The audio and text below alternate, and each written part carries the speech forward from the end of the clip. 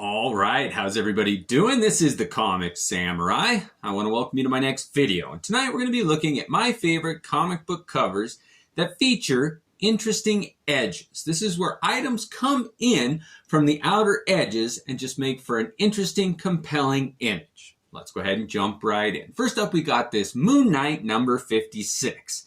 And when Stephen Platt burst onto the scene with this cover, he really showed what comic book covers are capable of. Oh, the dynamic image here of Moon Knight front and center. But what really got me on this one was those buildings coming in from the edges from all sides. I'd never seen the perspective done like this, and it really set the standard for what interesting, compelling covers are capable of. Oh, Stephen Platt, he's one of my favorites. Next up, we got Thor, number 373. Now, when Marvel Comics came out with this 25th anniversary gimmick of using this border on most of their titles that came out at this time, it really did signify that this was a theme going through all of the comics, and it gave artists a chance to showcase their talents and show one straightforward image right there set off by that border, and it's become iconic. Next up, we got Uncanny X-Men number 245. And when I thought of interesting edges, this was the very first comic that came to mind. And this one features an image done by Rob Liefeld. And he proves that he's the king of making interesting things come in from the edges. And I'd never noticed like gun barrels before. And I love this image of Wolverine front and center, backed by all of his buddies, his chums. You know this one's going to be a fun romp. Next up, we got Grips, number 4. Now, this is a Tim Vigil image, and this was kind of a prelude to his series that he did, Faust. But this Grips had colored borders on all of the issues, and this one even had a gun barrel coming in, and I just love how it set it apart from all other comics on the rack. Next up, we got Daredevil number 146. And one of the most iconic matchups in comic book lore is Daredevil and Bullseye. In this one, where you get to see different images of Bullseye through the camera lenses, and you get to see the camera that's taking the shot, and then Bullseye holding the gun on Daredevil. I love this Gil Kane image. It is a beauty. Next up, we got Iron Man number 134. Bob Layton did a great cover on this one with Iron Man and all those barrels coming in from the edges pointed at him. But what really gets me on this one is the color. I just think the colorist on this one did a great job of isolating that golden and red image of Iron Man and all those gun barrels coming in from the edges. Next up, we got X-Men number 105. Now, this Dave Cockrum image is one of my favorites. It looks a little more painted. I love how they did the coloring on this one.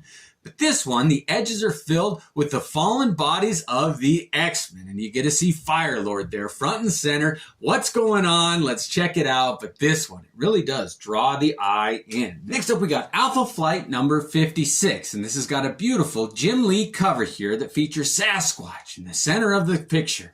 But these edges here with all those robots coming in, Jim Lee wanted to have a layout where your eye was drawn to the center. It focuses your attention, and he really did try his best on this one. But I think he perfected that technique in the next issue, which was Alpha Flight number 57. Now on this one, it really does look like a classic Jim Lee image with all of that dynamic energy going right to the focal point in the center there. This great team shot with those red foreboding items threatening the characters in the middle of this image. It's classic Jim Lee. Like, I don't even know exactly what those things coming in from the edges are. It's just a graphic technique that Jim Lee utilized to make this Alpha Flight cover interesting, and that's a feat in and of itself. Next up, we got X Factor number 28. Now, Walter Simonson is another one. Now, he's great, and he's known for his work on Thor, but he also had a pretty magnificent run on X Factor here in this one, with all those sharp blades coming in, pointing at the core founding members of the X-Men, who are now known as X Factor. I love that cover. Next up, we got Batman number 370 here. Now, what makes this one interesting is that the edges are filled by walls, and the bottom is a group of thugs coming at Batman and Robin. And look at how those edges just make it feel like they're walled in. You know, they're like trapped animals. They've got their backs up against the wall, and this horde of unbeatable numbers coming at them. Oh, you got to open it up and find out how the dynamic duo is going to handle that. Next up, we got Eternal Warrior number 4, and I think this is one of the most underrated covers of the early Valiant days here. This image of the Eternal Warrior with all of those arrows coming in from the side. It's reminiscent of a Frank Miller image, but it's not him. But that garb that he's wearing there and all those arrows, it just reminds you of that Shogun type feeling, and I love that image. Next up, we got Marvel Team Up Annual 5, and this one reintroduced the serpent crown into the Marvel mythos here. And you've got all those snakes' heads, those serpents, coming in at the heroes in the middle there. It frames such a compelling image. It's dynamic, it's colorful. You gotta open this one up and say, what is going on? Next up, we got Long Shot number 3, and this was probably the second comic that I thought of when I thought of interesting edges. I remember this Long Shot series done by Art Adams, and I just thought if anybody can make interesting edges image with monsters reaching in for the titular hero here, it's Art Adams, and what a great one that is.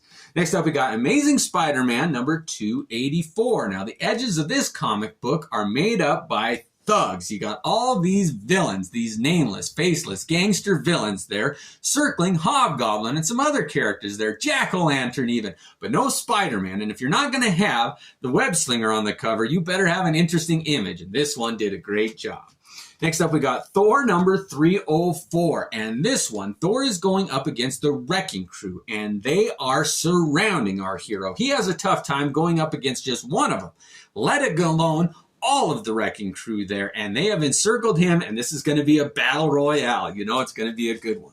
Next up, we got the Incredible Hulk number 316, and in this one, you get to see how the Incredible Hulk, the new green one, done by John Byrne, is going to handle all of the strong heroes of the Marvel Universe. Wonder Man, Hercules, Iron Man, Submariner, all against the Incredible Hulk. It is going to be a showdown. What a great way to frame this cover.